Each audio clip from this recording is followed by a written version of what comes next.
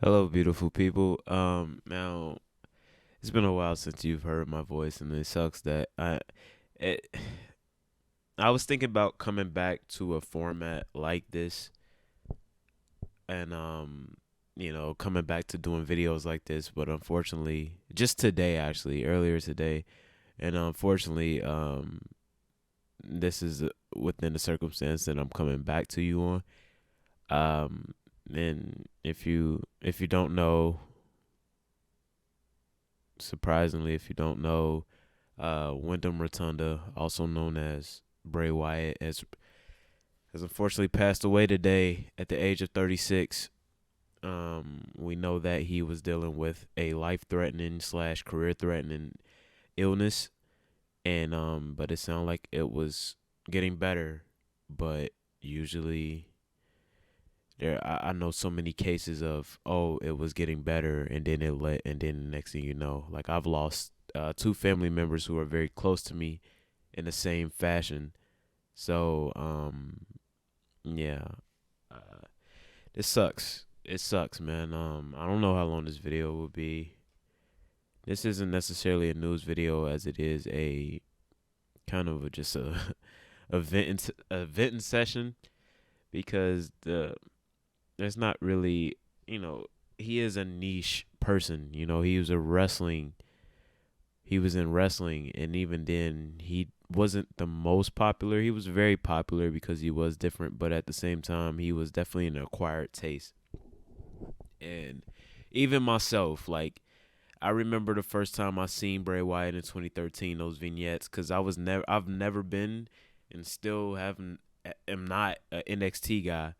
So I didn't know anything about him. I was like 12 years old at the time, and I remember those vignettes for the Wyatt family, and I remember being very interested.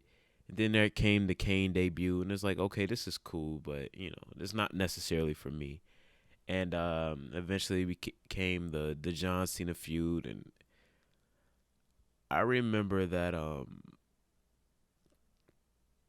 the John Cena Eminem Legacy promo with just Bray Wyatt all over it, and just his promos, and then I remember that that that sorry, that episode of Monday Night Raw when John Cena's standing in a steel cage, and then the kids start singing, and then all the kids surround the cage.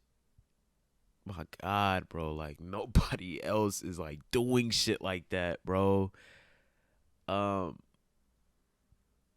man, it's and then like his most popular thing, like the Fiend. Like I was like when I first seen it, I was like interested in the Firefly Funhouse. Like, this is different, but okay, we'll see where it goes. This is kind of weird. This is kind of goofy, but we'll see where it goes. And I remember I hated the Fiend, bro. I hated the Fiend, like, cause I am a Finn Balor fan. It was just tough to see him get squashed like that. But it's like, okay, so he just doesn't get hurt. Like, okay, that don't even make sense. Like, so what is the end game to this? How is this gonna go if he can't be hurt?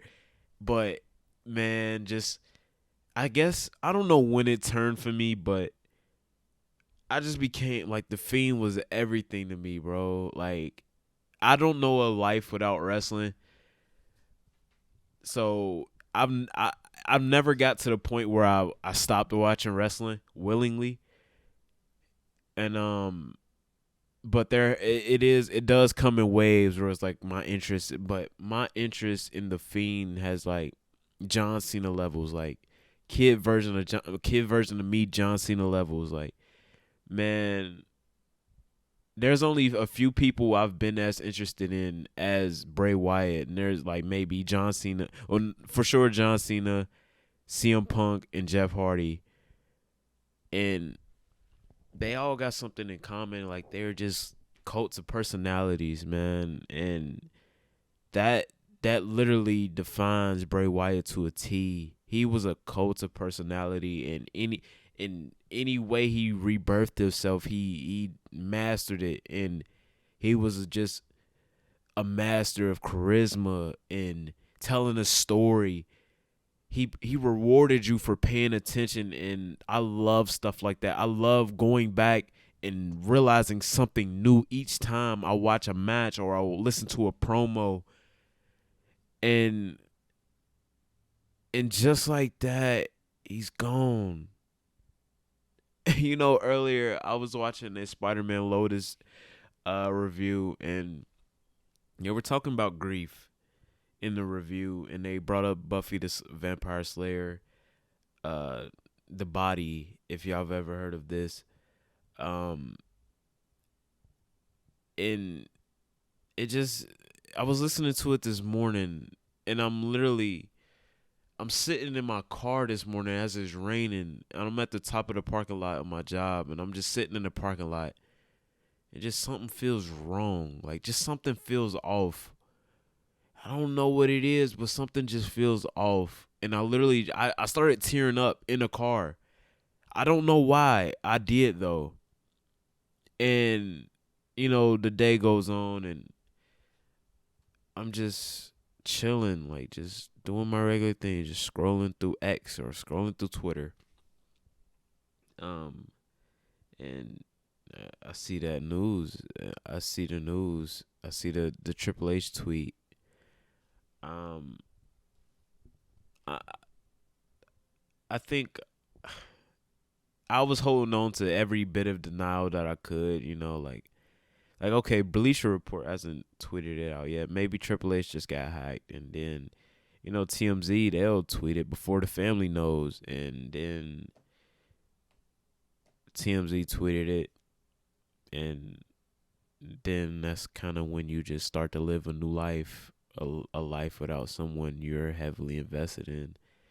Some people may look at this like it's goofy, like, oh, you don't even know them. But, like, honestly, in this day and age of social media and all this, and we're closer to these idols. We're closer to these people we don't know, we've never met, than we are to our own family.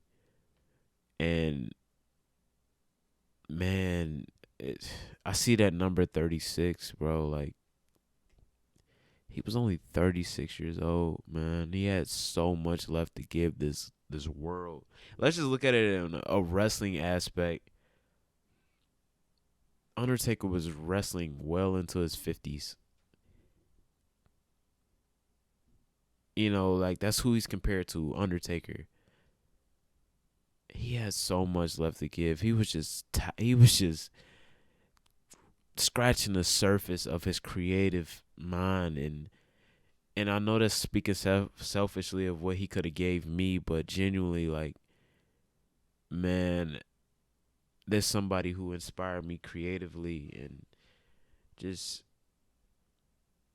those words, revel in what you are, that just sounds like,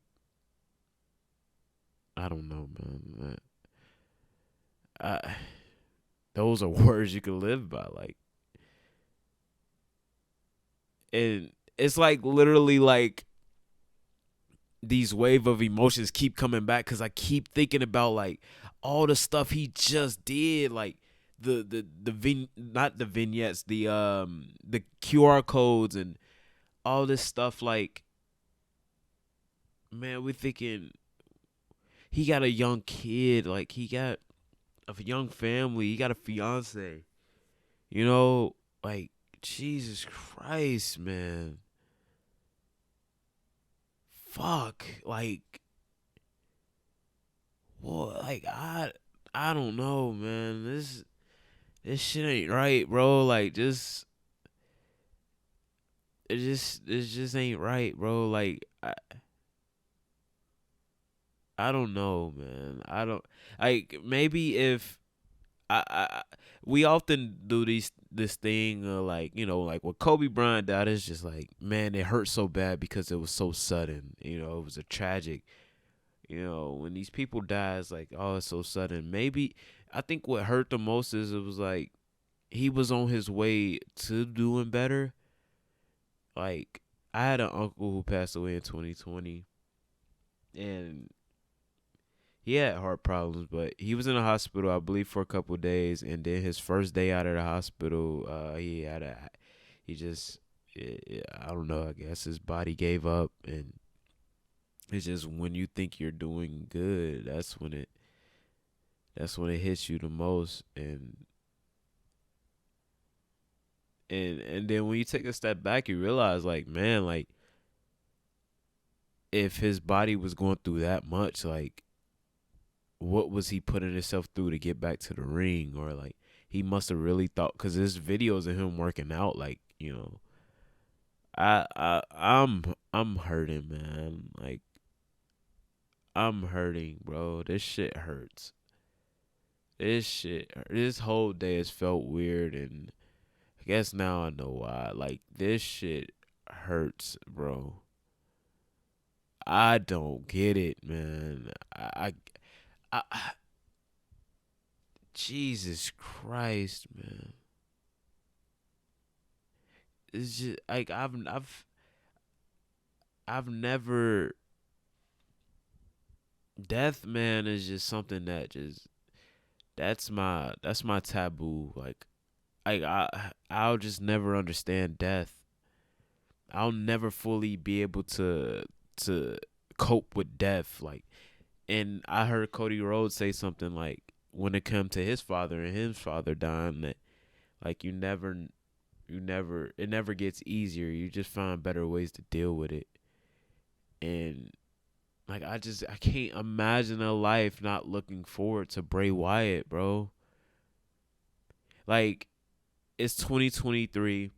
You got to think, I've been looking forward to Bray Wyatt since he got set on fire by Randy Orton. I've been missing Bray Wyatt for almost 2 years now. Like, okay, what's up with Bray Wyatt? And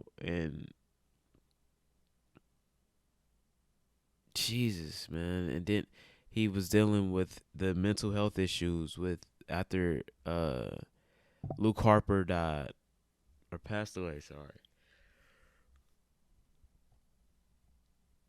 He was dealing with the mental health issues after his friend died. Then he got released. And then he finally came back, and then he messed up his knee. Then he messed up his fingers. Then the illness, and now he's gone. Like, Jesus, my man could not catch a break.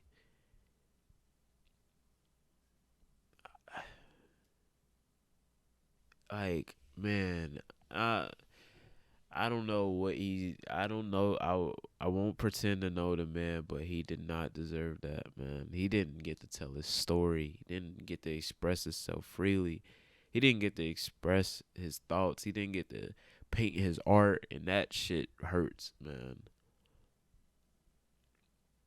Um, I, I'm not posting this to capitalize on the fact that he's trending. I'm posting this because I don't really have anybody else to talk to about it, and maybe y'all are fans watching this, and if you are, please leave your favorite Bray Wyatt or Luke Harper moment, Wyatt family feud, promo, whatever, vignette. Like, let's get down to the nitty gritty. Like, man, I've been so invested in this person, and they're just gone like that, man. So, but let me know what you guys.